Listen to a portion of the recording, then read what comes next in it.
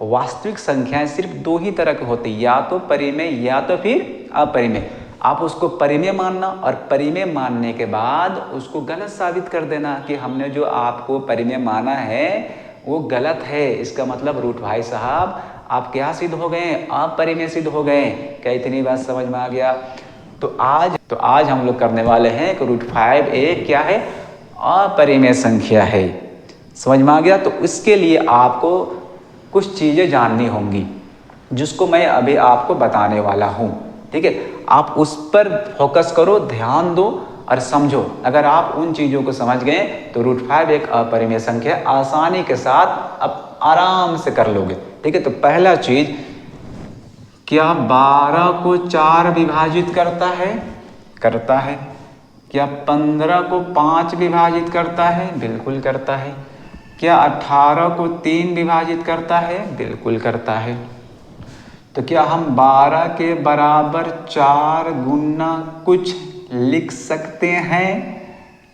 लिख सकते। क्या लिख सकते हैं? 4 3 लिख सकते हैं। क्या 15 के बराबर 5 गुना 15 के बराबर 5 गुना, इसलिए कि 5 विभाजित कर रहा है ना, तो कुछ लिख सकते हैं? बिल्कुल लिख सकते हैं, 3 लिख सकते हैं। 18 के बराबर 3 गुना कुछ लिख सकते हैं? बिल्कुल 6 लिख सकते हैं। अच्छा, कोई संख्या है 25, उसको 7 विभाजित करता है? बिल्कुल नहीं करता है। तो क्या हम 25 के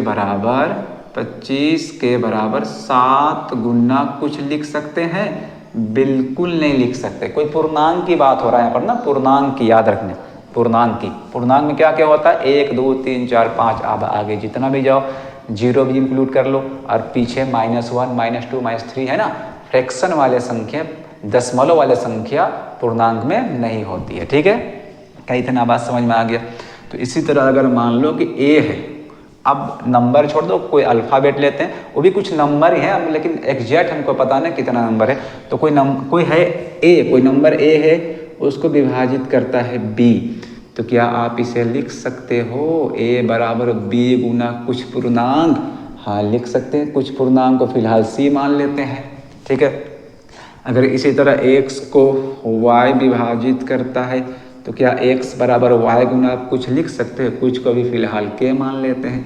क्या इतनी बात समझ में आ गया?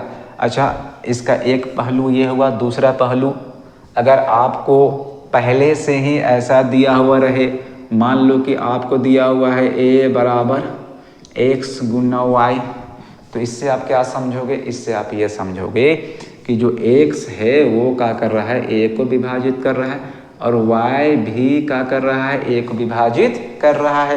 क्या इतनी बात समझ में आ गया? आ गया ना?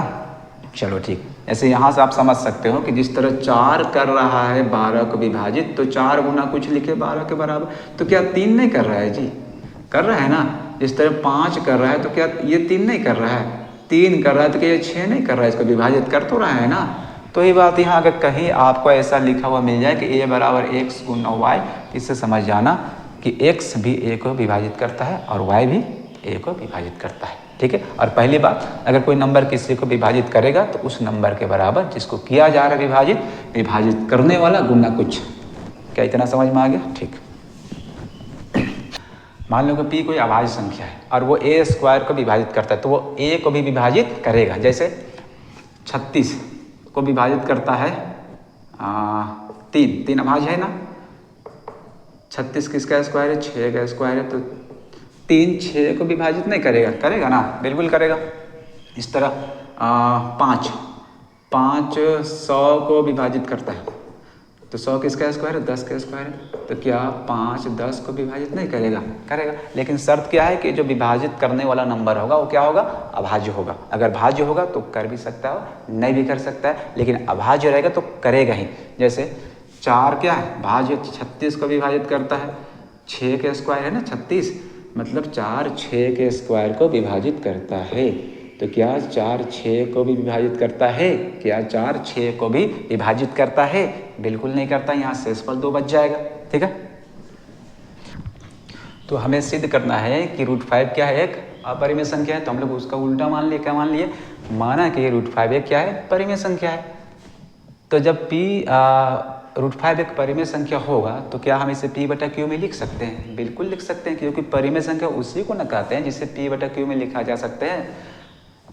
ठीक है, तो क्योंकि परिमेय संख्या उसी को ना कहता है जिसे p/q में लिखा जा सकता है, जहाँ p और q क्या होता है? पूर्णांक होता है। लेकिन यहाँ पर क्या हम लोग माने? p और q क्या सह अभाज्य है, पूर्णांक तो है ही लेकिन साथ में क्या है? सह अभाज्य है। अब ये सह अभाज्य क्या होता है? सह अभाज्य वैसी संख्याओं कहते हैं जो एक दूसरे को भाग ना दे सके, जिनका उभयनिष्ठ गुणनखंड क्या होता है? 1 होता है। जैसे 2 और 3, ऐसे 5 और 9। देखो इसका गुणनखंड 1 है, 5 है, इसका गुणनखंड क्या है? 1 है, 3 है और क्या है? 9 है। उभयनिष्ठ क्या है? उभयनिष्ठ क्या है? 1 है। क्या दोनों आपस में कटेंगे? नहीं कटेंगे, क्योंकि उनका उभयनिष्ठ गुणनखंड क्या है? 1 है। इस तरह इनका उभयनिष्ठ गुणनखंड क्या है? 1 है। तो इनको बोलते हैं सह अभाज्य संख्या। तो आप पूछोगे आप ऐसा ही संख्या क्यों लिए जो सह अभाज्य है? परिमेय संख्या में तो ऐसी संख्या भी आते हैं जो सह अभाज्य ना हो, जैसे 9/21 भी तो हो जाएगा, ये भी तो परिमेय संख्या है। इसमें ये सह अभाज्य नहीं है क्या है? 3 से कटेंगे दोनों। अच्छा, जब ये 3 से कटेंगे तो काट भी तो देंगे। 3 3 9 3 7 21। तो अब कितना बन गया? ये 3/7 बना कि नहीं बना? मतलब ये है कि अब इनका उभयनिष्ठ गुणनखंड कितना आ गया? 1 आ गया। मतलब ये सह अभाज्य बन गए। मतलब कोई अगर परिमेय संख्या हो, अगर सह अभाज्य ना हो तो हम उनको सह अभाज्य बना सकते हैं। ठीक है, तो हम लोग ऐसा संख्या यहाँ पर लिए जो क्या है? सह अभाज्य है। अगर ना भी होते तो हम बना लिए ना। ठीक है, अब कोई दिक्कत है? तो अब नीचे 1 लिख सकते हैं यहाँ पर। और जब भी कभी भिन्न दिखे, मतलब फ्रैक्शन दिखे और बीच में बराबर का साइन, तो हमेशा क्या करना? क्रॉस मल्टीप्लाई कर देना, तिर्यक गुना कर देना। तो क्या करेंगे यहाँ पर? √5q ऐसे हो जाएगा ना, और p²। अब यहाँ करना क्या है ना? इस √5 को हटाना है। तो क्या करेंगे ना? समीकरण के दोनों तरफ स्क्वायर कर देंगे अपने से। क्या ऐसे किया जा सकता है? बिल्कुल किया जा सकता है। आप इसको ऐसे समझो, मान लो एक तराजू है, तराजू क्या दोनों बराबर है। अगर इधर हम 2 प्लस कर दिए, इधर भी 2 प्लस कर दिए, तो क्या दोनों बराबर अब भी रहेगा? बिल्कुल रहेगा ना। अगर 2 से मल्टीप्लाई की, इधर भी 2 से मल्टीप्लाई किए तो क्या बराबर रहेगा? रहेगा ना। इसी तरह हम अगर इधर स्क्वायर कर दिए, इधर भी क्या कर दिए? स्क्वायर कर दिए, तो अभी तो बराबर है। तो समीकरण में अगर कोई काम आपको करना है अपने तरफ से तो दोनों तरफ आप करो। ठीक है, तो समीकरण को कोई फर्क नहीं पड़ने वाला है। ठीक है, तो हम लोग वही किए, क्या किए? दोनों तरफ वर्ग कर दिए, तो लिख दिए दोनों तरफ वर्ग करने पर। और वर्ग किए तो √5 का स्क्वायर निकालेंगे। तो आपको आता है ना कि जब भी किसी का स्क्वायर निकाल तो वहाँ रूट भी हो तो रूट हट जाता है, सिर्फ 5 और q का स्क्वायर। ठीक है, इधर क्या हो जाएगा? p²। तो यहाँ से क्या समझ में आ गया कि अब देखो क्या हो रहा है, 2 संख्याएं हैं, गुणा में और एक संख्या के बराबर लिखे हुए। तो मैंने आपको पहले ही समझा दिया था कि जब 2 संख्या किसी एक संख्या के बराबर लिखा हुआ हो और वो दोनों संख्या गुणा में हो, तो वो दोनों क्या करते हैं? उस संख्या को क्या करते हैं? विभाजित करते हैं ना। तो 5 भी इसको करेगा विभाजित और q² भी करेगा। तो 5 तो p² को कर रहा है ना, तो लिख देते हैं 5 को। तो 5 कैसा संख्या? भाज्य क्या अभाज्य है?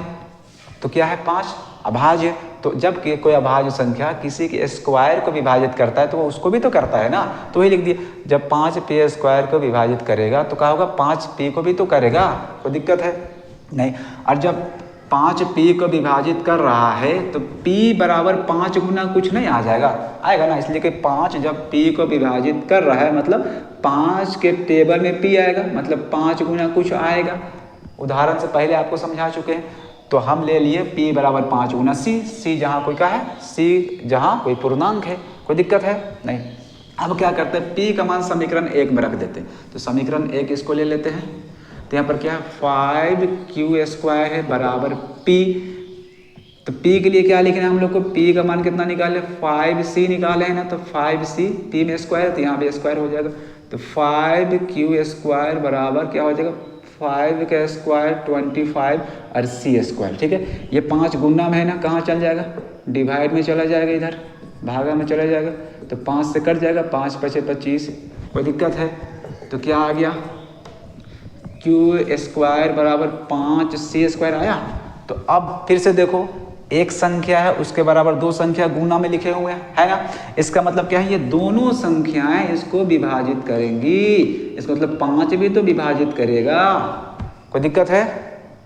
तो 5 क्या कर रहा है, p को विभाजित कर रहा है, ठीक है। अब देखो ये एक संख्या के बराबर दो संख्या गुना में लिखे हुए हैं, इसका मतलब क्या है कि ये दोनों संख्या इसको विभाजित करेंगे, ठीक है। इसका मतलब 5 भी तो इसको विभाजित करेगा कि नहीं करेगा। तो 5 क्या कर रहा है, क्यू स्क्वायर को विभाजित कर रहा है, तो 5 क्यू स्क्वायर को विभाजित करता है। और 5 कैसा संख्या है, अभाज्य संख्या है, तो 5 क्या करेगा, क्यू को भी तो विभाजित करेगा, करेगा ना, ठीक है। इससे क्या समझ में आ गया कि 5 जो है वो p और q दोनों को विभाजित कर रहा है। और जो विभाजित करता है उसी को ना बोलते हैं उभयनिष्ठ गुणनखंड। मतलब ये है p/q अगर यहाँ पर होगा तो दोनों 5 के टेबल में आ रहे हैं, 5 इसको भी विभाजित कर रहा है, इसको भी, तो 5 से तो कट सकता है ना। और यहाँ पर लिखा हुआ है कि इनका जो उभयनिष्ठ गुणनखंड क्या है, 1 है, मतलब वो किसी से नहीं कटेंगे 1 के अलावा। तो ये लाइन गलत साबित हुआ कि नहीं हुआ। यहाँ पर है कि ये दोनों सह अभाज्य है, मतलब उनका उभयनिष्ठ गुणनखंड 1 है, मतलब इन दोनों को भाग देने वाला सबसे बड़ा संख्या क्या है, 1 है। और यहाँ पे ये पता चल गया कि इन दोनों को ही भाग देने वाला संख्या कौन है, 5। एक तो 1 से बड़ा मिला कि नहीं मिला, 1 से बड़ा मिल गया ना, मतलब ये लाइन क्या हो गया, गलत साबित हो गया, ठीक है। तो जब ये लाइन गलत साबित हो गया तो प्रूफ तो हो गया है ना कि ये गलत साबित, तो ये कहाँ से आया, यहीं से तो आया है ना, मतलब ये भी गलत साबित हो गया। तो मतलब ये है कि √5 क्या है, एक अपरिमेय संख्या है, प्रूव हो गया है, ठीक है। बस यहाँ लिखना है, क्या लिखेंगे, अतः p तथा q का उभयनिष्ठ गुणनखंड 5, जो वहाँ आ गया है। परंतु इससे इस तथ्य का विरोधाभास होता है, मतलब कॉन्ट्राडिक्ट करता है इस चीज से, किससे, कि p तथा q का है सह अभाज्य है, मतलब इनका उभयनिष्ठ गुणनखंड कितना है, 1 है। और यहाँ कितना आ गया, 5। दोनों क्या कर रहा है, विरोधाभास उत्पन्न कर रहा है, ठीक है। अर्थात हमारा मानना कि √5 एक परिमेय संख्या क्या है, गलत है, इसलिए √5 का हो गया, एक अपरिमेय संख्या सिद्ध हो गया। कोई दिक्कत है? और अगर आपका √2 को करना है, √3 को करना है, तो कुछ नहीं करना, सेम प्रोसेस होगा। बस यहाँ पर 5 को क्या बना देना है, 2 बना देना है, यहाँ पर भी 2 हो जाएगा, यहाँ पर भी 2 हो जाएगा, यहाँ पर भी 2 हो जाएगा, यहाँ भी क्या हो जाएगा, 2 हो जाएगा, यहाँ भी 2, सब जगह 2 हो जाएगा, यहाँ भी 2 हो जाएगा, यहाँ पर 2, यहाँ पर क्या हो जाएगा, 2, यहाँ पर 2 का स्क्वायर कितना हो जाएगा, 4 हो जाएगा। यहाँ पे काटेंगे क्या आएगा, 4/2 होगा ना, तो 4/2, 2 से कटेगा 2, 2 बार में कटेगा ना, तो q स्क्वायर बराबर 2c², तो यहाँ क्या होगा, 2 हो जाएगा। बाकी सेम वही चीज़ है, ठीक है, हो जाएगा, कोई दिक्कत नहीं है। तो √5 को कर दिए हम, आपको करना है √3 को और √2 को।